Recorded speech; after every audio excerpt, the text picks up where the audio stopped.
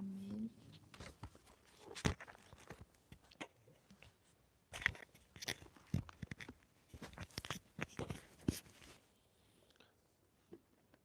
오늘도 주 예배 가운데 말씀과 은혜로 여러분들의 영혼이 체험받는 은혜로운 시간 되시기를 주님의 이름으로 축원합니다.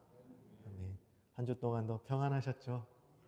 예, 예배드리러 들어오시는 여러분들이 이렇게 얼굴을 이렇게 보는데 다들 얼굴이 너무 좋으시더라고요. 그래서 너무나 감사하고 참 이렇게 밝은 이렇게 그 환한 느낌, 얼굴이 좋은 모습을 보면서 참 평안했구나 하면서 감사함을 느꼈습니다.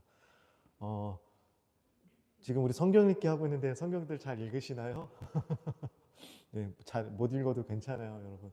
그리고 꼭 성경을 펴놓고 안 읽으셔도 돼요. 들으셔도 돼요. 이렇게 유튜브도 성경을 이렇게 읽기 이렇게 해주는 게 있거든요. 들으셔도 되고, 뭐 편안하게 여러분들이 뭐 한 주 그냥 아침에 이렇게 말씀 묵상으로 한 구절 오는 걸 가지고 묵상하셔도 됩니다. 네, 괜찮아요. 편안하게 하시고요. 오늘 저는 오면서 저는 이제 저희가 길이 좀 이렇게 시간이 있다 보니까 이제 주일날 교회 올 때 항상 이제 말씀을 듣기 시작했어요.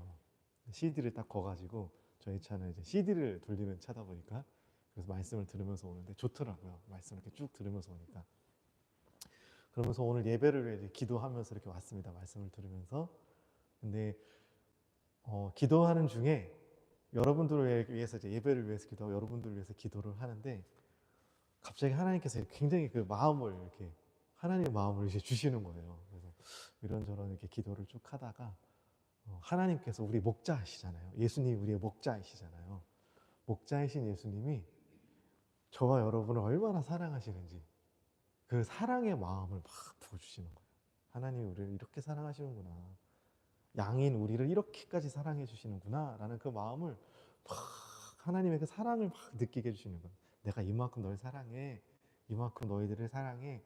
그래서 우리 예배 본 공동체에 이렇게 예배드리러 오시는 여러분들을 향한 하나님의 사랑이 얼마나 깊은지 그걸 막 느끼게 해주시는 거예요. 그래서 너무너무 감사하고 감격하고 이렇게 우리 하나님 우리를 이렇게 기뻐하시는구나. 우리 예배에 오시는 걸 이렇게 사랑하시는구나. 여러분들을 하나님이 얼마나 사랑하시는지 모릅니다. 오늘 이 자리에 나온 우리 예배뿐만 아니라 지금 모든 곳에서 예배드리고 있는 하나님의 사람들, 하나님의 그 사람들을 하나님이 얼마나 사랑하시는지 몰라요. 그 마음을 하나님이 여러분들에게 우리 예배 가운데 느낄 수 있게 해주시기를, 그 사랑을 좀 여러분들이, 저와 여러분이 예배를 통해 좀 느낄 수 있는 시간 되시기를 주님의 이름으로 축원합니다. 저희가 지금 3주에 걸쳐서 마태복음 25장의 말씀을 좀 나누고 있습니다. 처음에 제가 양과 염소의 비유, 후반부에는 그 내용을 먼저 말씀드렸고, 지난주는 첫 번째 비유, 다섯 슬기로운 다섯 처녀와 미련한 다섯 처녀의 이야기를 나눴습니다. 그리고 오늘은 이제 그 세 번째로 마지막으로 달란트 비유를 여러분들에게 말씀드리려고 해요. 제가 이 말씀은 작년에 한번 여러분과 다시 한번 말씀을 나눴었어요. 하지만 오늘 다시 한번 이 말씀을 또 들으면서 여러분들의 마음에 좀 새기시고 또 잘 기억하시고 잘 믿음으로 잘 이렇게 세워나가시길 간절히 소원합니다. 이번 주 유튜브를 보면서 한국의 뉴스를 보는 중에 너무나 가슴 아픈 뉴스를 하나 보게 되었습니다. 초등학교 1학년 여자아이가 선생님께 살해를 당했죠. 그것도 선생님이 그냥 죽인 게 아니고 칼을 준비해서 이 아이를 소리가 안 들리는 곳으로 끌고 가가지고 그곳에서 아이를 칼로 죽였다는 거. 진짜 일어나지 말아야 할 너무나 안 좋은, 정말 절대 일어서는 안 될 일이 일어났습니다. 남편을 잃은 사람은요, 과부라고 부른대요. 그리고 부인을 잃은 사람을 호라비라고 부릅니다. 또 그리고 부모님을 잃은 아이를 고아라고 부르죠. 그런데 자식을 잃은 부모는 부를 수 있는 명칭이 없대요. 자식을 잃은 부모는요. 그 슬픔이 얼마나 크고 얼마나 그게 표현할 수 없는지, 이걸 어떻게 표현을 할 수가 없대요. 자식을 잃은 부모의 그 마음. 그래서 이거는 단어로 표현할 수 없대요. 남편을 잃으면 과부, 부인을 잃으면 호라비, 부모를 잃으면 고아인데 자식을 잃은 부모에 대한 표현은 없다고 합니다. 정말 일어나지 않아야 할 일이 일어났죠. 예수님께서 이제 다시 오신다고 우리 성경은 얘기하셨고요. 예수님께서 다시 오시기 전에는 앞으로 세상에 이런 일들이 더 많이 일어날 겁니다. 마지막 때가 될수록 더 위험한, 더 무서운, 더 끔찍한 소식들이 더 이제 일어날 거예요. 비정상적인 것들이 이제 다 일어나기 시작할 겁니다. 상식이 무너지고 비정상적인 것들이 막 세상에 도처에 막 일어나게 될 겁니다. 우리가 세상을 살아갈 때에 삶 가운데에는요, 좋은 일이 일어날 때도 있습니다. 우리가 생각할 때, 저와 여러분이 생각할 때, 나에게 이런 좋은 일이 일어났으면 좋겠어 라고 생각되는 좋은 일들이 어떤 것들이 있으신가요? 지금 생각하는, 나에게 이런 일들이 좀 좋은 일들이 일어났으면 좋겠어, 이런 것들. 네. 머릿속으로만 생각하시고요. 각자에게 또 바라는 소원, 또 모든 사람들이 원하는 소원들, 이런 게 있을 겁니다. 모든 사람이 내가 매일매일 삶을 살아갈 때 내 삶에는 좋은 일이 있길 원하죠. 좋은 일이 많이 일어나길 원하죠. 나쁜 일이 생기지 않기를 원합니다. 저희 아이가 아빠 학교 다녀올게 이렇게 갔는데 학교에서 전화 왔어요. 아이가 죽었습니다. 근데 선생님을 통해 살해를 당 이런 소리를 들으면 이건 너무 끔찍하잖아요. 있어서도 안 될 일이잖아요. 근데 이런 일이 일어나죠. 네, 원치 않는 일, 나쁜 일, 뭐 우리가 상상하기 싫은 일도 우리 안에 일어날 수 있어요. 있어요. 그리고 이 나쁜 일이, 원치 않은 일들이 예수님을 믿지 않는 사람들, 또 나쁜 사람들, 우리가 소위 말하는 나쁜 사람들에게 일어나는 것이 아니죠. 그들에게만 일어나는 일들이 아닙니다. 선하고 의로운 사람, 예수님을 잘 믿는 사람들에게도 이런 일들이 일어나요. 우리 지금 무안에 그때 비행기 이렇게 사고가 났던 것처럼 이런 비행기 사고 같은 거, 그 안에 예수 믿는 사람들이 하나도 없었을까요? 분명히 그 중에는 예수 믿는 가족도 있었을 거고요. 예수님을 잘 믿는 분들 분명히 있었을 겁니다. 그런 일, 비행기 사고가 나고요. 자동차 사고, 이런 사고들도 일어나요. 우리 독일에 있는 어떤 교회 권사님, 따님이 엄마 일 갔다 올게, 그래서 출장을 갔다가 연락이 왔어요. 고속도로 사고 나서 죽었대요. 그 기름 차 밑으로 들어가가지고 차가 불타면서 타 죽었다는 거예요. 그냥 죽은 것도 아닌데 얼마나 뜨거운 거에서 얼마나 고통스러워. 이런 사고들, 이런 교통사고들이 일어납니다. 또 불치병들, 이런 병들이 다양한 참사로 우리가 죽음을 당할 수가 있어요. 전염병이든 전쟁이든 불의의 사고든지 이런 재앙으로 사람들이 죽어갈 때, 그러면 이런 것들은 우리에게 무엇을 얘기해 주는 걸까요? 왜 이런 일들이 일어나면 이런 것이 우리에게 얘기해 주는 것은 무엇일까요? 그것은요, 저와 여러분이 언제 죽을지 모른다는 사실이에요. 여러분, 예수님께서는 성경을 통해 우리에게 말씀하시는 메시지가 이겁니다. 예수님을 잘 믿던 예수님을 안 믿던 우리는 언제 죽을지 몰라요. 보통 그냥 보편적으로 대부분 사람들은 인생을 살아가다가 나이가 들어서 이제 늙게 되면은 이제 시간에 따라 각자 이렇게, 또 병을 걸려 죽기도 하지만 시간에 따라 나이가 되면 죽는 게 맞아요. 그렇지만 모두가 다 그렇다고 장담할 수 없어요. 저도요, 여러분도 스스로 나는 80살까지 90살까지 건강하게 살다가 난 노년에 죽을, 누구도 장담할 수 없어요. 그 아이가 그 비행기 타고 사고 났던 그분들이 엄마 오늘 출장 갔다 올게 인사했던 그 권사님의 따님이 그렇게 갈 거라고는 누구도 상상하지 못했죠. 그래서 예수님은 이 세상을 살아갈 때, 내가 이 세상을 살아갈 때 점쟁이처럼 내 앞날에 어떤 어려움이 일어날 거라고 이런 것들을 얘기해 주지 않으세요. 막 기도를 많이 하고 성경 말씀 많이 읽고 막 하나님께 막 열심히 쓰니까 하나님 어느 날 딱 나타나셔가지고, 아니면 성령의 감동으로 어느 날 음성으로 올해는 너가 물가에 가지 마라, 되게 위험하다, 이런 식으로 무당처럼 이런 말씀 우리에게 해주지 않으세요. 앞날에 뭐 이런 일이 있을 거다, 이런 어려움에 대해서 경고해 주지 않으세요. 하지만 예수님께서는 우리가 반드시 알아야 될 것에 대해서는 깨우쳐 주십니다. 그것은요, 내가 언제 이 세상을 떠날지, 하나님의 부르심을 받을지 우리는 알지 못한다는 것이죠. 그렇기 때문에 우리는 이 세상 삶이 중요한 것이 아니라, 이 세상이 나쁘다는 것이 아니에요. 이 세상 사는 것이 중요하지 않다는 것이 아니에요. 하지만 이 세상을 살아가면서 뭘 준비하느냐? 내가 언제 갈지 모르니까 이걸 준비해야 돼. 그런 얘기를 하시는 겁니다. 부자의 이야기 아시죠? 크게 부를 얻었어요. 그의 추수가 너무 넘쳐나게 엄청난 많은 것을 거두었어요. 그래서 야, 너무 많다. 우리 창고를 더 크게 져가지고 저기다 넣어놓고 몇 년 동안 우리 한번 먹고 즐기자. 근데 그날 밤 내가 널 데리고 가면 어떡하겠니? 언제 갈지 모르는 거예요. 이런 얘기들을 하시는 거죠. 그래서 우리는 준비하며 삶을 살아야 한다는 것입니다. 그렇지 않으면 이 땅에서 우리가 살아가면서 한두 번 경험할 수 있는 재앙들이 있어요. 재앙. 안 경험할 수도 있지만 우리가 재앙이라는 것도 경험할 수 있어요. 하지만 한두 번 경험할 수 있는 재앙이 아니라 준비하지 않으면 어떠냐? 영원한 재앙이 그 사람에게 임박할 거예요. 이 땅에서 경험하는 어떤 어려움, 나쁜 일은요, 괜찮을 수 있어요. 하지만 이 땅을 마쳤을 때 경험하는 재앙은요, 절대 경험해서는 안 될 재앙이에요. 절대 경험해서는 안 될 재앙이에요. 예수님은 그것을 경고하셨어요. 조심하라. 그러면서 말씀하시죠. 눈이 잘못하면 눈을 빼서라도 죄짓지 마. 손이 잘못하면 손을 잘라서라도 죄짓지 마. 발이 잘못하면 발을 잘라서 절대 죄악의 길로 가지 마. 차라리 장님으로 그냥 손이 없는 것으로 걷지 못하는 것으로 죄 안 짓고 살아가는 게 낫지. 그걸 다 갖고 죄 지으면 끔찍한 지옥이 너희. 절대 지옥은 가면 안 돼. 예수님께서 왜 십자가에 죽으셨어요? 왜 죽기까지 하셨어요? 피 흘려 생명까지 내는. 절대 지옥을 가면 안 되니까. 우리를 구원하시려고 하신 것입니다. 그러면서 이 땅의 삶이 아니라 우리의 삶에 대한 심판하시는 하나님을 두려워하라고. 너희들이 이 삶이 끝나면은 정말 두려워해야 할 하나님 앞에 너희들이 서야 돼. 정말 이걸 두려워해야 돼. 그러면서 뭐라고 말씀하세요? 누가복음 12장 4절 5절의 말씀에 보겠습니다. 내가 내 친구 너희에게 말하노니 몸을 죽이고 그 후에는 능히 더 못하는 자들을 두려워하지 말아라. 마땅히 두려워할 자를 내가 너희에게 보이리니 곧 죽인 후에 또한 지옥에 던져 넣을 권세가 있는 하나님을 두려워해라. 내가 참으로 너희에게 말하노니 하나님을 두려워해라 라고 말씀하시죠. 세상은요, 하나님께서 없다.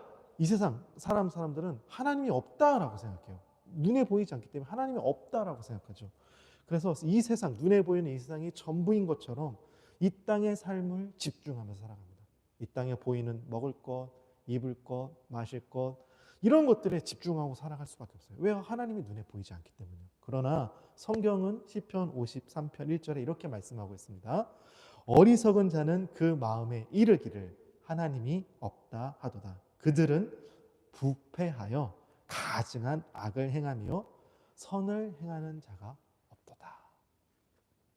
옛날과 비교해서요, 지금 우리가 살고 있는 이 세상은요, 너무나도 발전된 사회, 또 문화와 문명, 정말로 너무나 정말로 발전된 세상에 살고 있어요. 민주주의 우리 살아가고. 세상은 그러면 더 아름다워지고 더 좋아지고 더 살기 좋은 세상이 돼야 될 텐데 왜 옛날보다 더 끔찍한 범죄들이 일어나고 더 많은 죄악이 더욱더 넘쳐나게 될까요? 왜 세상이 더 좋아져 갈수록 더 많은 죄들이, 더 악한 죄들이 일어나는 걸까요? 그것은요, 말씀과 같이 사람의 마음이 부패하여져서 악을 행하기 때문입니다. 우리 마음이 부패하기 때문이죠. 예수님을 잘 믿는 사람도요, 우리가 예수님을 잘 믿으려고 노력하는 삶을 살아가지만 우리의 마음도 부패해질 수 있어요. 예수님을 잘 믿는다고 해서 우리 마음이 안 부패해지는 것이 아니에요. 저희 알고 지내는 분이, 우리 권사님이 떡을 해서 주셨어요, 저희에게. 그래서 이걸 아껴 먹는다고 저희가 냉장고에 이렇게 넣어놨습니다. 그래서 아껴 먹는다고 잘 두고 하나씩 막 꺼내 먹으려고 뒀는데, 이 떡의 특성이 있어요. 떡은 잘 쉬어요. 금방 상해요. 금방 상해요. 냉장고는 음식이 변하지 말라고, 상하지 말라고 넣어놓은 곳이잖아요. 그럼에도 불구하고 이 떡을 냉장고에 넣어놨는데 음식이 상했어요. 떡이 상했어요. 많이 상한 건 아니고 조금 상했어요. 네. 조금 상했을 때 그냥 두면 어떻게 되죠? 점점 더 상해지게 되죠. 그럼 빨리 먹어야죠. 네. 냉장고에 넣어둔 거, 음식을 상하지 말라라고 냉장고에 넣어뒀음에도 불구하고 음식은 상하게 됩니다.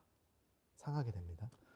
그런데 성경에 보면요, 천하에 가장 변질되기 쉬운 게 무엇이라고 말씀하냐면 우리 사람의 마음이래요. 음식보다 더 빨리 변화되는 게, 변질되는 게 우리 사람의 마음이래요. 예레미야서 17장 9절 10절에요. 만물보다 거짓되고 심히 부패한 것은 마음이라.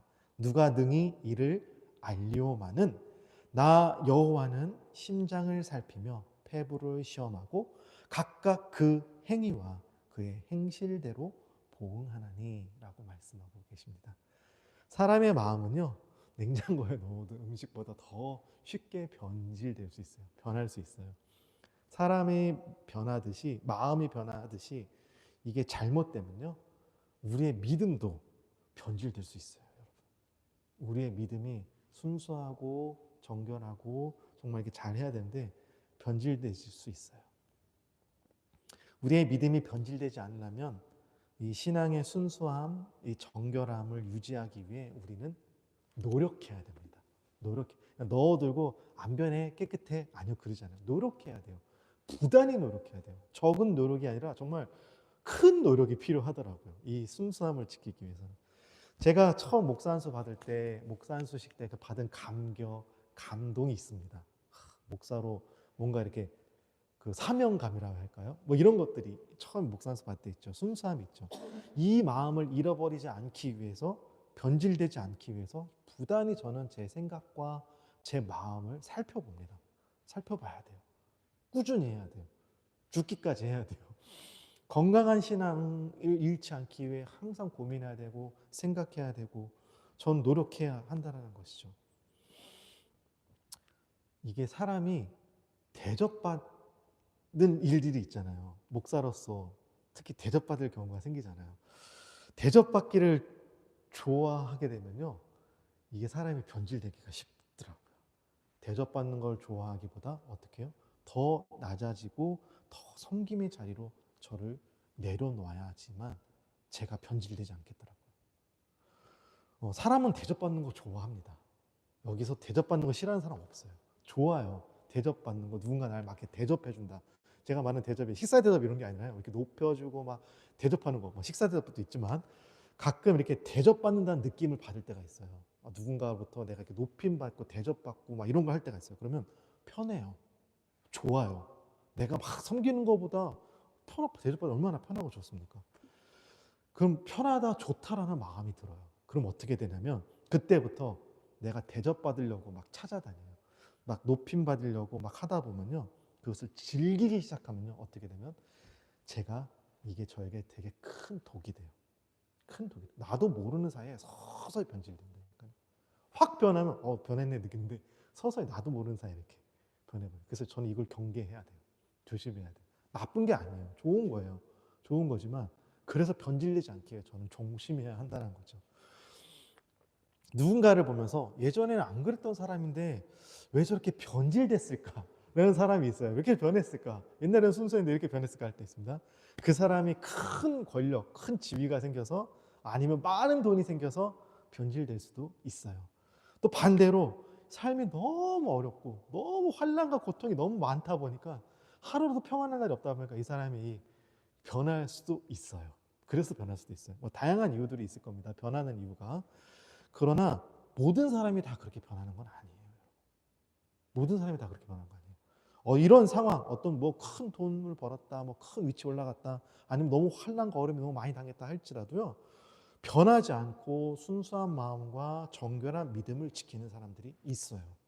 그럼에도 불구하고 더 낮아지고 더욱더 섬기며 더욱더 믿음을 지키려고 노력하는 사람들이 분명히 있습니다. 우리 주변에 많아요. 근데 그들은 드러내지 않기 때문에 그래요. 오른손이 한 걸 왼손이 모르게 하라는 말씀처럼 드러내지 않고 조용히 섬기기 때문에 그렇지 그렇게 사시는 분들이 많아요.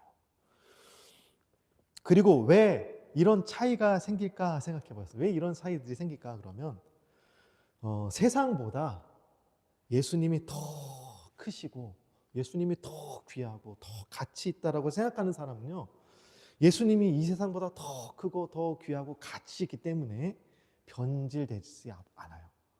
진짜 귀하고 가치 있고 소중한 걸 내가 품었기 때문에 변질될 수 없어요. 근데 예수님보다 이 세상이 더 크고 이 세상이 더 가치 있다면 그렇게 여기는 사람은요, 이 세상이 주는 것이 예수님보다 더 가치 있고 더 귀하기 때문에 이걸 취하게 되는 거죠. 이걸 더 소중하게 여기게 돼요. 그럼 어떻게 돼요? 변할 수밖에 없죠. 이게 더 크고 더 귀한 거니까. 그걸 위해서 갈 수밖에 없다라고 저는 생각이 듭니다. 세상은 우리의 눈에 보기에 좋은 것들이 참 많아요. 우리의 육신에 참 좋은 것들이 많아요. 나쁘다는 게 아니에요. 분명히 좋은 게 있어요. 속에 보기 좋은 게 있어요. 곰팡이 피는 집이 좋으시니까 온돈 단열 잘 된, 안 돌려도 좋은 따뜻한 집이 좋아요. 당연히 따뜻한 집이 좋죠. 저도 그건 마찬가지예요. 저도 그게 좋은 거예요. 왜 싫겠어요? 좋아요. 편안한 차, 이렇게 저번에 목사님들 요번에 목회자 수련회 때 이렇게 지방에 또 보니까 차가 되게 편하더라고요. 고속으로 달리는데 180으로 달리는데도 되게 편안한 거예요. 아, 차가 좋구나. 저희 차는 120만 달리면 차가 힘들어요. 주인님 천천히 달려. 막 이래요. CC가 약하다 보니까 이런 이런 차이가 있어. 차가 좋구나. 왜 좋은 차가 싫겠습니까? 다 좋은 거 맞아요. 세상은 참 좋은 게 많습니다. 삶을 살아갈 때 분명히 좋은 것들 이미 분명합니다. 그러나 예수 믿는 우리들에게는요, 이것이 있으면 좋고 없어도 괜찮아이지 막 이거를 내가 꼭 누려야 돼, 이걸 내가 꼭 살아야 돼, 막 이렇게 노력하지 않는다는 거예요. 이렇게 하는, 있으면 좋고 없어도 괜찮아, 이게 우리의 믿음이죠. 그것이 내 삶에 반드시 중요해, 예수님보다 더 소중해, 예수님보다 더 귀해, 이렇게 여기지 않는다는 겁니다. 세상이 우리를 유혹할 때마다, 세상에 참 보기 좋은 것들로, 우리 눈에 보기 좋은 것들로 유혹할 때마다 우리가 흔들리지 않고 믿음을 굳건하게 지킬 수 있는 길은요, 그래서 매일매일 주님과 동행해야 돼요. 주님과 교제해야 돼요. 그런 삶이라고 생각해요.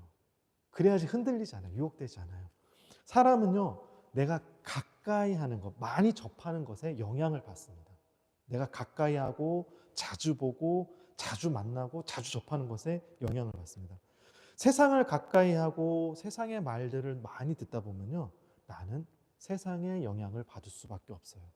또한 내가 그러나 반대로 예수님을 가까이 하고 예수님의 말씀을 더 많이 들으면 우리는 예수님의 영향을 더 많이 받게 됩니다.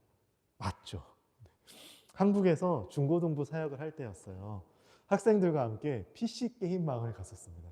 중고등부 아이들은 PC 게임을 좋아했기 때문에 PC 게임을 갔어요. 게임방 막 다 나쁘다는 생각하는데 아니요, 우리 건전한 게임 했습니다. 카트라이더라고 자동차 달리는 되게 단순한 게임, 되게 단순한 게임, 그런 거 했습니다. 다 같이. 네, 다 같이. 네. 저와 우리 학생들은 담배를 피지 않아요. 하지만 그럼에도 불구하고 PC방 안에는 분명히 담배를 피우시는 분들이 있어요. 예전에는 좀 심했죠. 지금은 좀 분리되고 하긴 했는데, 그러니까는 우리가 담배를 피지 않는다 해도 우리는 옷에 PC방을 갔다 나오면 담배 냄새가 배는 거예요. 이게 금방 냄새가 빠지지도 않아요. 집에 갈 때까지 냄새가 배요. 심지어 세탁하기 전까지는 냄새가 배어 있어요. 안 빠지더라고요, 담배 냄새. 희한하죠? 향수는 아무리 뿌려도 시간 지나면 다 사라지는데 담배 냄새는 조금만 있어도 싹 배가지고 안 빠져요. 찌든 내가 날 때까지 이게 네. 내가 원하든 원치 않든 그들이 핀 담배 냄새가 내게 배입니다. 그래서요, 세탁하기 전까지 남아있는 것처럼 오늘날 우리가 세상 가운데 살아가기 때문에 내가 예수님 믿지 않는 사람들과 같이 살다 보면 분명히 그들로부터 영향받는 게 있고 냄새가 배는 게 있어요. 내가 원하든 원치 않든 우리에게 냄새 배는 게 있어요. 그래서 세상에서 믿음의 사람으로 정결하게 살려고 하지만 세상은 자꾸 우리에게 세상의 냄새를 이렇게 막 묻혀요. 우리에게 이렇게 막 배게 만들죠. 그래서 나의 마음, 나의 믿음을 어떻게 해요? 부패하게 만들려고 합니다. 이걸 상하게 만들려고 하죠. 그렇기 때문에 우리는 말씀을 읽고 기도를 하고 매주 예배에 나와 예배를 드리면서 하나님과 교제하고, 그러면서 나를 정결하게 하는, 나를 깨끗하게 만드는 우리 시간을 갖는 것이죠. 그러면서 이 세상의 삶이 우리의 목적지가 아니야. 예수님의 예수님께서 말씀하신 영원한 삶이 우리의 진정한 목적지야 라는 것을 삼고 그 영원한 하늘나라의 삶을 이 땅에서 준비하며 주님과 동행하며 살아가는 것입니다. 오늘 우리가 읽은 본문은요, 많은 사람들이 잘 아는 달란트 비유예요. 교회를 오래 다니셨으면 한 번쯤, 한두 번, 아니 여러 번 들어보셨을 달란트 비유입니다. 교회에는 이 달란트라는 용어를 사용할 때가 있죠. 많이 또 사용하기도 합니다. 달란트는 30kg 정도의 금, 30kg 금. 그걸 은을 측정하는 무게의 달란트, 무게의 단위이죠. 그러다가 이제 금의 가치를 의미하게 됐어요. 금이란 가치에 대해서 의미하게 되었고, 그러면서 영어는 이제 달란트를 재주, 어떤 재능으로 번역하기도 합니다. 번역하였어요. 그러니까 탤런트 하면은 재주, 재능으로 번역했어요. 오늘 성경 본문에 보니까 주인이 외국으로 가면서요, 자신의 종 3명에게 자신의 재산을 나눠서 맡겼습니다.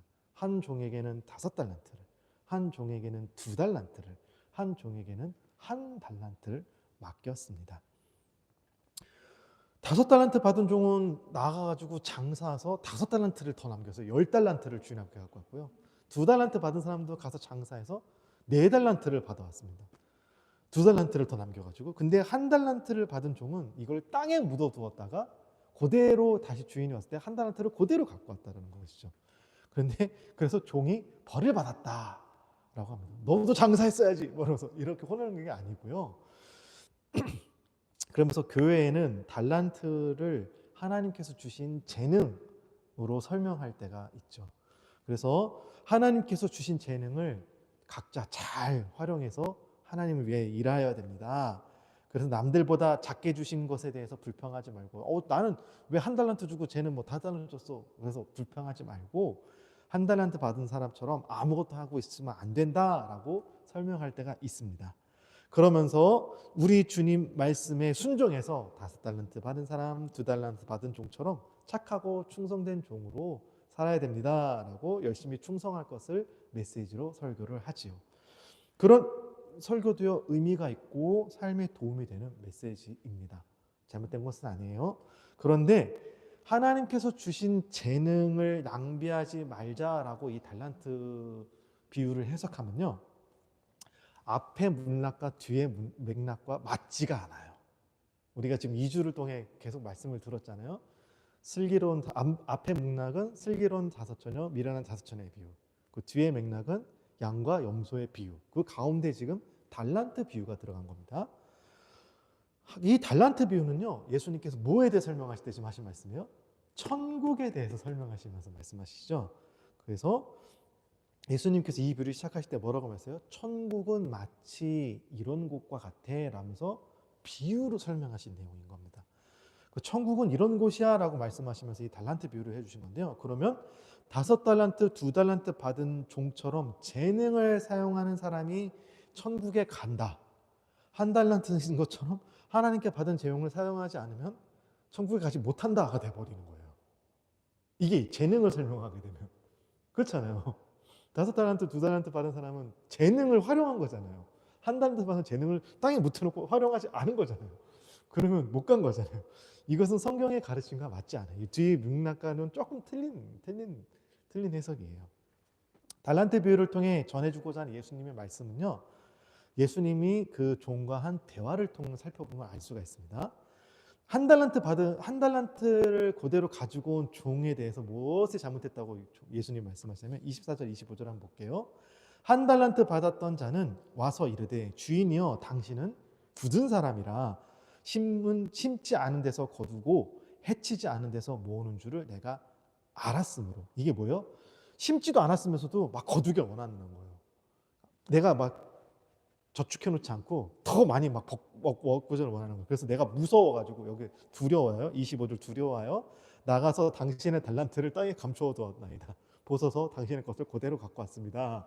라고 이야기하는 거죠. 읽은 말씀을 보면 1달란트 받은 종은 주인을 오해하고 있었어요. 주인의 성품, 주인의 모습에 대해서 잘못 알고 있었습니다. 주인을 무섭고 두려운 존재, 그래서 씨를 심지 않았는데도 막 거두기를 원하는 뭔가 악당처럼, 악한 사람처럼, 악한 주인처럼 뭐 사람들 착취해가지고 막 뼛속까지 막 뽑아 먹으려고 하는, 돈 조금 주고 막 그런 이런 인색한 사람으로 주인을 생각한 거였어요. 이렇게 주인을 바라본 겁니다. 그런데 이건 큰 오해죠. 큰 오해죠.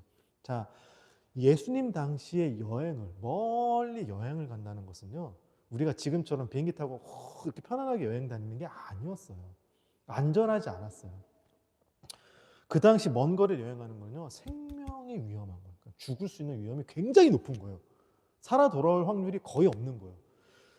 그리고 1달란트는요, 굉장히 큰 금액, 작은 금액이 아니에요. 매우 큰 금액입니다. 주인이 떠나면서 내가 있는 막 큰 재산을 아무에게나 막 주고 갈까요? 모르는 사람한테 막 재산을 맡겨놓고 그냥 내가 돌아올 수도 모르는 그런 막 어차피 죽을 수도 모르니까 뭐 아무나 막 써라 이러면서 막 나눠주고 가는 게 아니라는 것이죠. 여러분, 신뢰하는 사람들에게 내 재산을 맡기고 가잖아요. 이걸 집 열쇠를 맡기고 가잖아요. 아무나 와서 막 열고 막 다 후둑 이렇게 안 하잖아요. 제 큰 재산을 맡기는 거는요, 거액의 금액을 조건 없이 맡기고 떠난다는 것은요, 그만큼 그 종을 신뢰했다는 뜻이에요. 이 정도만큼은 내가 너에게 맡겨도 돼, 이렇게 신뢰한 거예요. 신뢰한 거예요. 주인이 차라리 그럼 종을 믿지 못했다면 말한 것처럼 내가 그냥 은행에 맡겨놓고 돌아왔다가 그냥 원금과 이자를 받으면 되지, 이자라도 받을 수 있지, 내가 왜 굳이 너에게 맡겼겠어, 너를 신뢰했기 때문에 이 돈을 맡긴 거야 라고 주인이 이야기하고 있는 것입니다. 그리고 또 주인이 갈 때 종들에게 이윤을 남겨라 라고 얘기하고 가지 않았어요. 자기들이 한 거예요. 그냥 자기들이. 즉 예수님께서 이 비유를 통해 말씀하고 싶은 것은요, 종과 주인과의 관계를 얘기하신 거예요. 관계. 주인이 첫 번째 종과 두 번째 종을 칭찬하신 것은요, 이 종들이 주인을 무한히 신뢰한 거예요. 무한히 믿은 거예요. 신뢰하고 의지한 거. 진짜 믿었던 거죠. 이거를 칭찬한 거예요. 이거를 칭찬한 거예요. 그들이 주인에게 받은 돈을 다 잃어버렸다 할지라도, 5달란트는 엄청난 큰 재산, 2달란트라는 그 큰 재산들을 잃어버렸더라도 주인이 자기를 혼내지 않을 거야 라는 신뢰함이 있었던 거예요. 신뢰함. 뭐라 하지 않을 거야 하는 신뢰함. 그들은 주인에게 받은 돈을 잃어버렸다 할지라도 꾸짖지 않을 주인에 대한 믿음이 있었기 때문이죠. 그 신뢰를 이 주인이 돌아와서 칭찬한 거였어요. 칭찬한 거였어요. 아까 말씀드렸죠? 못 믿었으면 그냥 은행에 넣어놓으면 된다니까요. 그 큰 재산, 이자가 얼마나 크겠어요. 근데 맡긴 거예요. 실패도 괜찮아. 믿은 거죠. 그런데 이 사실을 세 번째 종을 꾸짖으면서 말하고 알고 있죠. 내가 나를 무섭고 두려운 존재라고 씨를 심지도 않았는데 거두길 원하는 매정하고 인색한 사람이라고 알아듣고 있었구나. 그러면 은행에 예금해서 이자라도 받아오면 안 혼나잖아. 씨를 뿌리도 않는데 거두길 원하는 내가 무조건 매정한 사람이 생각해. 은행에 놓고 이자라도 갖고 와야지. 왜 그렇게 안 했어? 라고 하는 거죠. 결국 이 종이 꾸중을 들은 이유는요, 주인이 주고 간 1달란트로 이윤을 남기지 못해서가 아니라, 달란트 재능을 활용해서가 아니라 주인을 신뢰하지 못한 것 때문에 혼난 거예요. 신뢰하지 못한 것 때문에. 이렇게 보면 이 종이 구원을 받지 못한 이유를 알 수 있죠. 자신의 재능을 발휘하지 못해서가 아니고 주인과의 이 관계에서 문제가 생긴 거예요. 주인과의 관계가 문제가 생겼기 때문에 그 때문에 바깥으로 쫓겨났다는 것을 알 수가 있습니다. 주인이 종을 신뢰하고 큰 재산을 맡겼는데, 내가 이만큼 너를 신뢰해 하면서 너에게 이만큼 신뢰를 줬는데 그 사람은 나에게 어떻게 신뢰한 거예요? 요만큼만 신뢰한 거예요. 무서운 사람이라고 생각, 요만큼만 신뢰한 거예요. 거기에 관계가, 야 나는 이렇게 너에게 이만큼의 관계로 너에게 다가왔는데 너는 요만큼으로 나에게 왔구나. 그럼 이 관계가 깨질 수밖에 없지 라고 된 거입니다. 1달란트 받은 사람이요, 주인과 올바른 관계를 맺고 있었다면 1달란트를 내가 장사다 다 잃어버렸다 할지라도 주인을 신뢰했을 거예요. 이 신뢰관계를 주인이 깨뜨렸다는 것에 대해서 실망한 거예요. 이 신뢰관계가 깨졌다는 것에 대해서.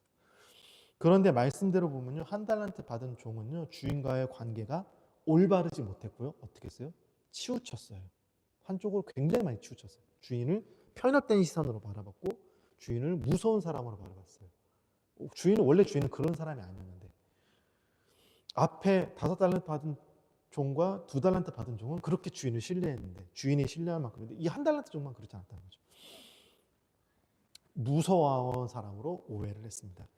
건강하지 못하고, 건강한 관계가 되지 못하고 치우친 관계, 잘못된 관계는요, 이렇게 신뢰를 쌓지 못한 관계가 돼요. 관계에서부터 시작돼요. 신뢰가 되지 않은 관계는요, 건강한 관계가 될 수 없어요. 이것은 교회 안에서 목사인 저와 우리 성도님과의 관계, 그리고 성도님과 성도님들 사이에서의 관계에서도 동일하게 적용이 돼요. 서로가, 목사인 제가 여러분들을 신뢰하고 여러분들이 저를 신뢰해요. 또 성도님들이 성도님들 사이에 서로를 신뢰하는 관계 가운데서 관계가 맺어지는 것이지, 한쪽으로 치우치거나 좀 관계가 건강하지 못한 관계로부터 시작된다? 그러면 그 가운데서는 신뢰가 쌓기가 쉽지 않아요. 그러면서 이 종처럼 서로를 또 오해하게 돼요. 이런 관계를 계속 쌓아가지고 하는 거예요. 교회 안에서 하나님과 바른 관계를 맺어야 하며 서로도 건강한 관계를 맺어야 됩니다. 교회는 이윤 추구가 목적인 교회가 아니잖아요. 이윤을 추구하기 위해서 목적하는 게 헌금을 많이 걷기 위해서 뭐 이런 교회 아니잖아요. 우리가 그런 공동체가 아니기 때문에 관계가 깨질 때는요, 신뢰가 무너졌을 때 서로 관계가 깨지게 돼요. 우리는 신뢰 관계로 무너졌기 때문에. 이윤을 따에 모이면 신뢰는 그렇게 중요하지 않아요. 이윤만 주면 돼요. 돈을 버는 걸 원하면 돈을 주면 끝인 거예요. 그건 관계가 그렇게 신뢰가 필요하지 않아요. 그렇게 크게 작용되지 않아요. 무슨 말씀인지 아시겠죠? 이렇게 신뢰가, 신뢰, 관계. 여러분, 하나님과 관계를요, 한 달란트 받은 이 종처럼 우리가 하나님과 관계를 오해하고 계시지 않으세요? 우리가 잘못 시선된 시도 바라보지 않을까요? 저는 신앙이라는 것은요, 하나님과 관계를 쌓아가는 과정이라고 생각해요. 신앙생활이라는 게 뭘까요? 신앙생활. 종교 활동을 열심히 하는 게 신앙생활이 아니고요. 이게 나쁘다는 것이 아닙니다. 지난주 말씀드린 하나의 형식이에요. 형식. 그 안에 내용을 담아야 되는데 이 내용이 뭐냐면 관계라는 거죠. 관계. 신앙생활은요, 하나님과 관계를 쌓아가는 과정이에요. 관계를 쌓아. 제가 여러분들에게 말씀드린 이 말씀들은 하나님과 관계를 쌓아가는 관계에 대한 과정들을 설명하는 거지 다른 걸 말하는 게 아니에요. 다른 걸 말하면 그건 치우치는 거죠. 평생 크리스찬으로 살아온 사람도요, 하나님과 어떻게 관계를 맺고 지내야 되는지를 모를 때가 있더라고요. 고민이 너무 많으시더라고요. 특히 초신자 같은 경우, 처음 이제 교회로 왔다. 신앙 초기에는요, 진짜 눈에 보이시는 하나님을 믿는다는 게 너무 어려운 거예요. 하나님이 계신지도 모르겠고, 뭐 교회 나오라 해서 왔긴 했는데, 이게 좋다고 하는 거 왔는데, 모르겠는 거예요. 하나님이 계신 걸 모르겠는 거죠. 그런데 그렇게 생각해 보면요, 우리가 처음 모르는 낯선 사람과 이제 관계를 시작할 때를 생각해 보시면 돼요. 친구가 되어져 갈 때 보면은 새로운 친구를 사귄다는 것은요, 처음엔 어색하고 두렵기도 하고 저 사람을 내가 신뢰해도 될까? 이런 낯설음이 생기잖아요. 그런 게 생기잖아요. 어떤 사람은 처음부터 이렇게 적극적으로 막 다가가고 막 열려 있어요. 막 그래서 저 사람은 되게 좀 따뜻한 사람인 것 같아 막 느껴지면서 좀 편안하게 다가가는 사람이 있는 반면에 되게 좀 조심스럽게 하는 사람도 분명히 사람마다 다 다르거든요. 그래서 어떤 사람은 알아가는데 좀 시간이 필요한 사람도 있어요. 어떤 사람은 되게 활발하고 막 오픈된 것 같은데 자기 얘기는 안 해. 뭐 이런 사람 다양해요. 하지만 친해지는 과정 가운데서요, 서로가 천천히 마음을 열고 다양한 서로 이제 경험을 하게 되잖아요. 삶에 살아가면서 좋은 경험도 하고 막 어려움도 경험하고 그래서 그 어려움 같이 헤쳐나가고 이렇게 되면 뭐가 생겨요? 신뢰함이 생기죠. 신뢰함. 진정한 친구가 되려면 서로 알아가는 시간이 꼭 필요하죠. 하나님과의 관계도 마찬가지입니다. 하루아침에 큰 믿음, 좋은 신앙, 뭐 100% 하나님을 신뢰합니다. 이런 걸 가지려고 하기보다는요. 하나님을 우리가 천천히 조금씩 그분과 알아가면서 관계 가운데 가야 돼요. 관계 가운데. 에녹이 350년을 이렇게 하나님과 관계하면서 살았어요. 이렇게 걸어갔죠. 신앙생활은 어떻게 하나님을 신뢰하는가에 대한 이거를 만들어가는 과정이에요, 여러분. 예수 그리스도라는 기초 앞에 이 하나님과의 관계를 세워가는 거예요. 이게 세워가는 거예요. 이걸 우리가 삼가를 세워가는 거죠. 그러니 하나님께서 정말 계신 것인지 믿어지지 않는다라는 생각이 든다면요, 조급해할 필요 없어요. 그런다고 해서 빨리 그걸 포기할 필요도 없고요. 친구에게 속마음을 나누듯이 우리가 하나님과의 관계 가운데서도요, 내 안에 있는 것들을 조금씩 솔직하게 이야기하기 시작하는 겁니다. 친구에게 조금 이렇게, 야, 내가 비밀이 있는데 나 이런 게 있어, 이렇게 얘기하면 서로 이렇게 형성이 돼. 신뢰감이 형성되어져. 나도 그런 게 있었어. 나는 이런 게 힘들어. 뭐 이렇게 서로 얘기하면서 형성하면 되는 것처럼 하나님께서도 내 안에 의심, 두려움, 기대, 소망 이런 것들을 하나님께 솔직하게 얘기하면서 하나님과 대화하면서 가는 거예요. 그러면서 하나님과 관계가 하나씩 그럼 삶을 살아가면서 기도를 통해 하나님의 마음을 열고 성경을 읽으면서 하나님께서 내게 말씀하시는 말씀을 이렇게 들어보는 거죠. 그러면서 하나님께서 내 삶 가운데 역사하는 역사들을 경험해 보는 거예요. 조금씩. 그러면서 하나님께서 내 삶에 이렇게 일하시는구나 내가 보게 되고 느끼게 되고, 이런 일상의 경험을 통해 우리가 하나님을 조금씩 알아가기 시작하는 겁니다. 그러면서 더 하나님을 신뢰하게 되고 더 하나님께 내 삶을 맡기게 되는 이런 단계까지 가게 되는 거죠. 큰 일을 어떤 엄청난 기적과 어떤 큰 일을 역사하시는 때만 하나님이 아니시고요. 그럴 때만 하나님이 계셔 이런 게 아니고요. 삶의 내 삶 가운데 소소한 순간에 내 삶의 소소한 순간에 하나님의 살아계신 우리는 더 많이 느껴요. 내 삶에 뭐 홍해 바다가 늘어지는 기적 이거는 인류 역사에 한 번이에요. 두 번 또 있지 않아요. 두 번 있을까요? 예수님 다시 한번 열어서 모르겠네요. 그거는 그냥 한 번이에요. 그러니까 그런 큰 기적을 보면 하나님이 계셔. 나 이걸 경험 이게 아니라요. 내 삶의 소소한 가운데, 삶의 소소한 일상 가운데 하나님 우리는 느낄 수 있습니다. 그렇게 삶 가운데서 역사하시는 나와 함께하고 계시는 하나님을 여러분들이 발견하시길 바래요. 경험해 보시길 바래요. 때론 우리가 기대하지 않은 예상하지 못한 순간에 우리가 하나님을 경험할 수 있어요. 제가 차 타고 오면서 기도하다가 하나님의 그 사랑, 우리를 향한 사랑을 이렇게 느낄 줄 몰랐어요. 출발할 때 하나님의 사랑을 느끼면서 가야지 안 했거든요. 그냥 기도하다 보면 갑자기 하나님이 확 마음을 부어주시는 거예요. 이런 경험이 하나씩 쌓이면요. 하나씩 쌓이면 하나님을 향한 믿음이 자라나게 되고요. 하나님과 이제 점점 더 깊은 교제를 나눌 수 있게 됩니다. 이렇게 교제하게 됩니다. 하나님을 믿는다는 건 단순히 그냥 머리로 지식적으로 성경의 말씀을 더 많이 암송하고 하나님이 이런 분이셔 1, 2, 3 이렇게 외우고 이런 게 아니에요. 하나님 알아가는 거는 내 삶 가운데서 내가 경험하고 하나님과 직접 교제하는 겁니다. 이게 하나님 알아가는 거죠. 친구 사귀듯이 하나님과 관계도 이렇게 하나씩 신뢰 관계를 쌓아가는 것. 이것이 하나님과 교제하는 것이죠. 이렇게 한 걸음씩 한 걸음씩 나아가다 보면 어느 순간 하나님께서 얼마나 내 가까이 곁에 계신지를 이제 알게 돼요. 그걸 알게 돼요. 저는 독일에 와서 그걸 알게 됐어요. 그전에는 그냥 막연하게 하나님이랑 함께 계시겠지. 순간순간 삶 가운데 그런 걸 경험했지만 독일에 와서 더 친밀하고 정말 나와 함께하고 계신다는 것을 너무 깊이 이곳에서 많이 느끼게 됩니다. 종교 생활을 열심히 하는 것이 하나님과 관계를 쌓아가는 건 아니에요. 이건 좀 우리가 분리할 필요가 있는 것 같아요. 종교 생활을 열심히 하는 것과 하나님과 관계를 쌓는 것은 조금 다른 것 같아요. 성경이나 신앙적 지식이 많아진다고 해서 하나님을 많이 아는 것은 또 아니더라고요. 제가 말씀드린 것처럼 내가 삶 가운데 경험해야 돼요. 알아가는 거죠. 우리의 삶에서 하나님을 경험하고 하나님과 교제하며 하나님을 알아가고 이렇게 통해서 우리가 하나님과 관계가 깊어지는 것. 이게 하나님을 알아가는 것이라고 생각합니다. 다시 한번 말씀드리지만 신앙생활 열심히 하는 게 나쁜 것 아니에요, 여러분. 이건 정말 좋은 거예요. 필요한 거예요. 열심히 하셔야 돼요. 그러나 하나님과 바른 관계 없이 하나님과 바른 관계가 세워지지 않은 상태에서 예수님과의 교제 없이 열심히만 내게 되면요. 신앙적 열심히 내게 되면 그 종교생활은 한쪽으로 치우친 종교생활이 되고 누구처럼 돼요? 사울처럼 되는 거예요. 열심히 예수님 믿는 사람 잡아다가 막 가두는 거예요. 하나님이 너무 기뻐하시겠지. 아니라니까요. 이렇게 돼버리는 거죠. 근데 이런 잘못된 치우친 또 건강하지 못한 이런 관계들을 메우시는 분들이 있어요. 이런 분들이 있어요. 그러니까 이게 좀 잘 돼야 될 것 같아요. 네. 예수님께서는 오늘 본문 마태복음 25장에 25장 천국은 이런 곳이야. 하나님 나라는 이런 곳이야 라고 얘기 시작하시는데 그러면서 이 달란트 비유를 가지고 설명하셨습니다. 예수님께서 설명해 주신 하나님의 나라는요. 사람들이 생각하는 하나님의 나라 우리가 생각하는 하나님의 나라와 좀 달랐어요.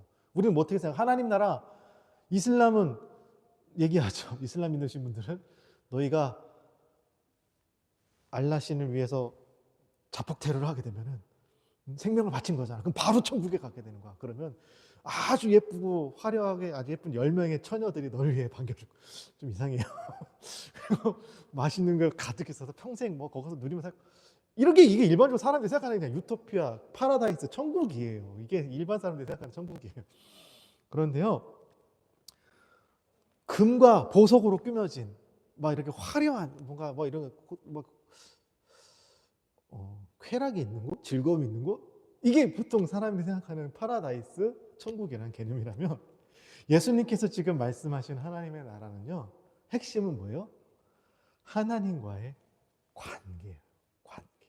이게 하나님 나라예요. 하나님. 예수님 오늘도 관계에 대해 말씀하셨어요. 하나님과 올바른 관계에 있으면 그 어디나 하늘나라. 높은 산이든 거친 들이든 초막이든 궁궐이든 상관없이 매주 예수님과 함께하는 곳이 하늘나라다라고 우리가 찬양하잖아요. 그래서 하나님과 올바른 관계가 없으면 어떻게 돼요? 그곳이 바로 지옥이에요. 하나님이 없는 곳이 지옥이에요. 지옥은 하나님이 안 계신 곳이에요. 그래서 지옥이에요. 여러분 지독하게 싫은 사람이 있어요. 여러분들 원수같이 지독하게 싫은 사람, 얼굴도 보기 싫은 사람, 생상하게도 싫은 사람이 있다고 할게요. 근데 이 사람과 하루 종일 한 공간, 아주 조그만 한 공간에 같이 있어야 돼요. 얼굴도 보기 싫은, 정말 상상하기도 싫은데 원수 같은 사람과 한 공간에 같이 있어야 돼요. 그러면 이곳이 어디예요? 그곳이 지옥인 거예요. 왜요? 관계가 깨졌잖아요. 좋은 관계가 아니라, 건강한 관계가 아니라 깨어진 관계잖아요. 악한 관계가 되어버렸잖아요. 근데 그 사람과 같이 한 공간에 있다? 그건 지옥인 거죠. 근데 내가 너무나 사랑하고 그냥 상상만 해도 너무 좋은 사람과 함께 있어요. 같이 있어요. 한 공간에 같이 있어요. 그러면 그것이 뭐예요? 천국이 되잖아요. 천국이잖아요. 관계가 그런 겁니다. 관계. 이렇게 달란트 비유는요, 재능이 아니라 하나님의 나라, 즉 하나님과의 관계에 대한 말씀이세요. 관계에 대한 말씀. 두 번째입니다. 달란트 비유를 통해서 주인과 종이라는 표현이 나와요. 주인과 종이라는 표현. 그런데 달란트 비유의 종들은요, 우리가 일반적으로 생각하는 노예가 아니에요. 노예. 시키는 것만 하는 그런 노예가 아니고요. 여기서는 동역자라는 뜻이에요. 동역자. 주인이 자신의 하는 일을 자기 대신해서 할 수 있는 대리인으로 세운 거예요. 대리인. 법정 대리인 이런 것처럼. 대신하는 사람입니다. 노예는요, 무언가 시켜, 이걸 해와, 이거 해, 이렇게 하면 그 시킨 일만 해요. 그것도 열심히 안 해요. 대충 해요. 적당히 해야죠. 네. 하지만 그렇게 시킨 일 정도로 하는 것이 아니라, 여기서 말하는 이 종은 동역자라는 개념으로 주인의 일을 위임받아서 마음껏 누구처럼? 주인처럼 하는 거예요. 대리받았기 때문에 내가 주인인 거예요. 주인이 있지만 그 주인의 모든 정권을 내가 위임받았으니까 난 주인처럼 할 수 있는 거예요. 모든 권한이 나에게 있는 거죠. 이렇게 하는 사람들이에요. 그렇게 부름받은 사람이라고 합니다. 누가요? 저와 여러분이. 이렇게 부름받는 겁니다. 이해하기 쉽게 다시 한번 설명드리면, 여러 계열사를 갖고 계신 1번 계열사, 2번 계열사, 3번 계열사, 이렇게 계열사를 갖고 계신 회장님이, 자, 이 그룹을 자기가 아는 사람 누구에게, 자, 1번 그룹은 너가 맡아, 2번 그룹은 너가 맡아, 3번 그룹은 계열사는 너가 맡아, 이렇게 나눠준 거예요. 근데 그걸 맡은 사람이 막 눈치 보면서, 회장님 눈치 보면서, 어떻게 해야지? 그래서 아무것도 안 하고 있는 건 없잖아요. 위임 받은 사람이기 때문에 열심히 내가 그럼 회장님처럼, 내가 회장은 아니죠, 회장님처럼 일하잖아요. 그 회사를 이렇게 관리하는 것처럼. 즉 종들은요, 다른 말로 말하면 기업을 이을 후사, 자녀들인 거죠. 자녀들. 그런데 이렇게 우리 하나님과 우리가 자녀의 관계로 하나님의 일을 위임받은 동역자라는 사실입니다. 저와 여러분이. 세상은요, 직책에 따라 높은 사람, 낮은 사람을 구별해요. 직책에 따라. 분명히 있어요. 직책에 따라 계급이 있어요. 그러나 교회는요, 그것이 존재하지 않아요. 교회는 오직 더 많이 섬기는 사람만 있어요. 조금 섬기느냐, 더 많이 섬기느냐. 요거 차이예요. 제가 교회에서 하나님의 말씀을 전하는 사람이라고 해서, 목회자라고 해서 여러분보다 높은 사람이 아니에요. 여러분들은 말씀을 듣는 사람이기 때문에 나보다 밑에 있는 사람이다, 그럴 수 없어요. 우리에게 높으신 분은 유일하신 홀로 한 분이신 하나님, 예수님, 성령 하나님 뿐이세요. 우리는 서로 존중하고 존경할 수는 있어요. 그렇게 할 수 있어요. 그러나 우리 사이에 높은 사람이 있고 낮은 사람이 있다라고 우리가 신분을 나눌 수 없어요. 목사, 장로, 권, 이렇게 나눌 수 없어요. 다시 한 번 말씀드리지만 이거는 수평적 관계에서 구별일 뿐이에요. 우리는 우리 모두 하나님의 일을 위해 부름받은, 저도 하나님을 위해 부름받은 사람이고 여러분도 하나님을 위해 부름받은 사람이에요. 제가 교회 모든 일을 할 수 없잖아요. 제가 여기 설교하다가 방송 PPT 넘기다 찬양이다, 이거 할 수 없잖아요. 각자 그냥 영역에 따라, 너는 이런 영역을 해, 너는 이런 영역을 해, 이런 영역. 저는 이제 신학을 공부했으니까 너는 말씀을 전하는 사람을 영역을 해. 너는 음악을 전공했으니까 이런 성가대라, 찬양이다, 이런 걸 해. 예를 들어서 너는 예를 들어서 너는 음량 방송 이런 것들을 배웠어. 너 이런 쪽으로 봉사하면 돼. 이렇게 구별된 거라고 설명하시면, 이해하기 쉽게 하기 위해서 이렇게 설명드리는 거예요. 네. 그냥 우리는 하나님의 교회를 위해 동등하게 부름받은 동역자들입니다. 동역자. 그래서 동역자라고 부르는 거예요. 동등한 역할에 같이 일하는 사람, 그냥 구별된. 예수님께서 하나님의 일을 마치시고 하나님께서 맡긴 일을 마치시고 하늘나라로 승천하셨죠. 자, 그 예수님께서 이 땅에 하셨던 일이 끝난 거예요, 그러면? 아니죠. 예수님이 하셨던 일들 있죠. 예수님 구원을 여시는 건 예수님만 하실 수 있는 일이고 그 외에 다른 사역들 그것들은 이제 예수님이 우리에게 내가 한 것처럼 이렇게 하면 돼라고 모범을 보여주시고 하늘나라 갔어요. 그럼 우리는 그걸 위임받은 동역자들이잖아요. 그럼 우리도 예수님이 하신 것처럼 그렇게 그런 일들을 이 땅에서 하고 살아가야 되는 거죠. 네. 예수님이 이를 대신에 하는 예수님의 동역자들입니다. 그래서 두 번째 비유인 달란트 비유 이후에 이 달란트 비유 이후에 제가 2주 전에 말씀드린 양과 염소의 비유가 나온 이유가 그거예요. 네, 그거예요. 말씀해 주시면서 이 땅에 양으로 구분된 사람들이 어떻게 살았는지를 얘기해 주잖아요. 너희가 예수님이 했던 것처럼 살았잖아. 그 너희는 양인 거야. 라고 말씀하신 겁니다. 오늘 말씀을 들으면서 오늘 말씀 가운데 그런 얘기가 있더라고요. 너희가 나를 사랑하면 내 말을 지키면서 살아갈 거야. 하나님을 사랑하면 하나님의 말씀대로 살아갈 거야. 그게 너희가 하나님의 사람에 대한 증거야. 라는 것이거든요. 그러니까 그렇게 살아가는 거예요. 우리가 예수님처럼 살아가는, 예수님의 말씀을 지키고 살아가는 게 하나님의 사람의 증거인 겁니다. 네. 그러면 우리는 이 땅에서 예수님께 위임받은 어떤 일들을 해야 될까요? 우리는 예수님처럼 능력이 없어요. 저는 예수님처럼 장님에게 누구 안수해서 눈뜨게 할 수 있는 능력이 없어요. 그런 능력이 없어요.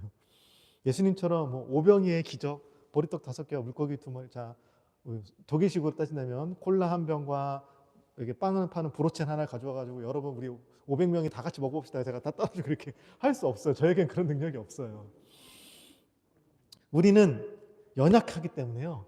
아까 서두에 말씀드린 것처럼 말씀처럼 살아가고자 할 때도 넘어질 때도 많고 우리의 믿음은 우리의 마음은 너무 쉽게 변해요. 부패할 수 있어요. 쉽게 부패할 수 있어요. 그때마다 와서 예수님의 피로 깨끗이 말씀으로 깨끗이 씻는 거예요. 다시 깨끗해지는 거죠. 우리는 그런 사람인데 어떻게 예수님께로 위임받은 일을 할 수 있는 동역자가 될 수 있을까요? 어느 목사님 말씀 가운데 이런 말씀하셨어요. 우리가 잘 아는 오병이의 사건이 있죠. 저녁이 되어서 날이 저물어 갈 때 예수님의 말씀을 들어온 사람들이 매우 많이 5,000명, 어른만 5,000명, 남자 어른만 5,000명, 여자, 할머니, 어린이, 애들 다 하면 더 많았겠죠. 그들이 이제 집에 돌아가는 길에 저들이 배고파 쓰러질까 봐, 허기가 배고파 쓰러질까 봐 예수님이 걱정하셨어요. 그래서 제자들에게 너희들 가운데 먹을 게 뭐가 있니? 라고 물어보시죠. 그때 제자들이 먹을 건 없고요. 이 꼬마 아이가 먹으려고 도시락 싸온 거, 요거 물고기 2마리와 작은 보리떡 5개가 있습니다. 라고 했죠. 그걸 가져왔을 때 예수님께서 하늘을 들어 축복하시고 기도하신 후에 제자들에게 다 떼어서 나눠주십니다. 떼어서 나눠주십니다. 그리고 제자들은 예수님이 떼어주신 것을 받아가지고 가서 나누어 줬어요. 제자들이 기도하고 기적을 베푼 게 아니고요. 예수님께서 주신 것을 받아가지고 떼어주신 걸 받아가지고 그걸 전달해줬어요. 배달은 할 수 있잖아요. 배달은 어려운 게 아니잖아요. 받은 걸 그냥 전해주면 되는 거거든요. 우리는 능력이 없어도 괜찮아요. 우리는 능력이 없어요. 저도 능력 없어요. 연약해도 괜찮아요. 저도 연약해요. 심부름은 근데 할 수 있어요. 심부름. 나에게 주신 은혜를 그냥 전해주는 건 할 수 있어요. 나에게 베풀어 주신 것을 내가 나눠줄 수는 있어요. 양과 염소로 구분된 사람들은요, 자기가 있는 것들을 나눠준 거예요. 하나님이 나에게 주신 걸 나눠준 거예요. 그냥 소자에게 냉수한 것 준 거예요. 배고픈 사람에게 내 빵 한쪽 나눠준 거예요. 나도 배고프고 너도 배고파. 야, 같이 배고픈데 반반씩 나눠. 이렇게 한 거예요. 하나님께서 떼어주신 것을 다른 사람에게 가져다 주고 하나님께서 역사하시는 그 현장 속에 우리가 같이 있는 것입니다. 서로 사랑하는 마음. 서로 사랑하는 마음. 이렇게 해서 서로 사랑하며 이 영역이 커져가고, 그래서 어디까지 사랑해 줄 수 있게 우리가 커져가야 돼요? 원수도 사랑해 줄 수 있을 때까지 커져가는 게 하나님께서 우리에게 바라시는 모습이죠. 처음부터 원수 사랑 안 돼요. 절대 안 돼요. 그건 저도 못하는 거예요. 하지만 기도하고 용서하고 정말 그가 이제 불쌍히 여겨지는 마음까지는 갔어요. 불쌍하게 여기시더라고요. 그래서 그를 위해 기도하게 되더라고요. 저는 하나님 저 사람도 불쌍히 여겨주세요. 빨리 변화되게 해주세요. 구약에 사르밧 과부라는 이야기가 나옵니다. 그 당시 과부는 정말 힘든 삶을 살아야 했어요. 지금도 과부는 힘들지만 이때는 너무나 힘들었어요. 구약. 그런데 삶 자체도 힘든데 나라의 가문까지 들었어요. 나라에. 환경적으로 큰 가뭄이 들었어요. 비가 안 오는 거예요. 너무나 힘든 상황이 됐어요. 이제 아껴 먹다가 이제 딱 한 끼 해 먹을 수밖에 없는 자그마한 기름과 자그마한 밀가루가 남았어요. 이제 이거 해 먹고 이제 아들하고 같이 이제 죽음을 기다려야 되는 거죠. 그런데 그날 저는 이거 먹고 죽을 날을 기다리려고 하고 있는데 갑자기 엘리야 선지자가 와가지고 그거 나한테 먼저 줘 그러고요. 마지막 하나 남은 건데 이걸 자기한테 달래요. 네. 근데 그리고 사르밧 과부는요 또 기쁜 마음으로 이 엘리야를 섬겨줘요. 불평불만하지 않고 양식을 자신의 거지라 생각하지 않았어요. 하나님께서 나에게 주신 건데 작은 빵 하나 만들 수 있는 양이지만 하나님께서 주신 거기 때문에 그래 배달해주자, 전달해주자, 전해주자 이렇게 생각하고서 먼저 주온 것이죠. 그랬더니 하나님께서는요 가뭄 중에 비가 올 때까지 계속 배달하라고 계속 배달. 내 거라고 생각하지 않고 하나님 거라고 생각하니까 그래 하나님 거니까 너가 계속 배달해. 그래서 계속 하나님을 주시는 거예요. 하나님 거 주시는 거 배달하니까 계속 하나님 주시는 거예요. 그래서 그 집에 끊이지 않는 양식을 비가 내기까지 끊이지 않는 양식을 공급해 주십니다. 성경에 나오진 않지만 제가 이 성경을 준비하다 이런 생각이 들었어요. 이 사르밧 과부가 한 끼 먹을 수 있는 이 기름과 밀가루가 계속 생기는 걸 알았잖아요. 자기하고 자기 아들 엘리야 선지자만 몰래 숨어가지고 몰래 먹었을까요?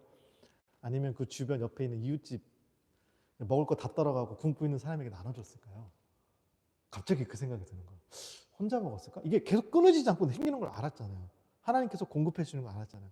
그럼 계속 배달해 주지 않았을까요? 옆집도 주고 앞집도 주고 뒷집도 주고 윗집도 주고 이렇게 다 주지 않았을까라는 생각을 좀 한번 혼자 해봤어요. 그래서 야 천국 가면 물어봐야지. 어떻게 했는지 한번 물어봐야지 라는 생각이 좀 들었습니다. 우리가 인생 가운데 수많은 기회 속에서 하나님의 살아계심을 우리가 체험하지 못하는 것은요 하나님께서 우리에게 주시는 이런 경험들을 우리가 못할 때가 있기 때문에 그런 것 같아요. 작은 이렇게 도움의 손길이 필요할 때 섬길 수 있는 정말 냉수한 것이 필요할 때 한 잔 줄 수 있는 이런 걸 우리가 못 베풀었을 때 하나님의 일을 경험하지 못하는 것 같아요. 근데 제가 보니까 우리 성도님들에게 삶 교제 나누면서 얘기 들어보면 여러분들은 다 잘하고 계시더라고요. 제가 생각한 것보다 더 크게 섬기고 계시더라고요.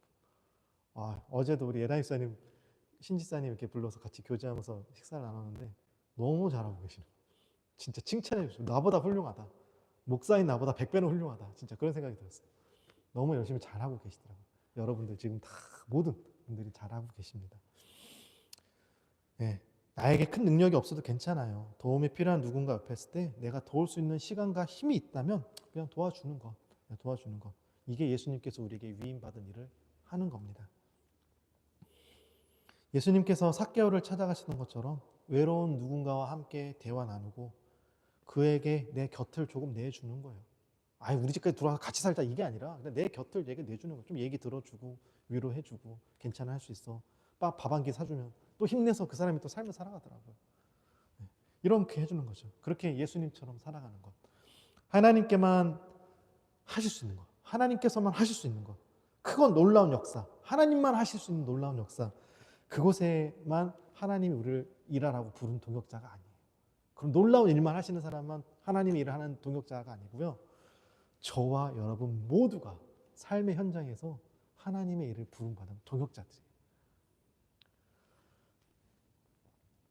저와 여러분이 예수님의 일을 위임받은 동역자임을 기억하며 삶의 현장에서 예수님과 함께 항상 동행하고 예수님의 마음으로 서로 사랑하고 섬기며 신뢰하며 섬겨주는 아름다운 하나님의 모두가 될 수 있기를 주님의 이름으로 축원합니다.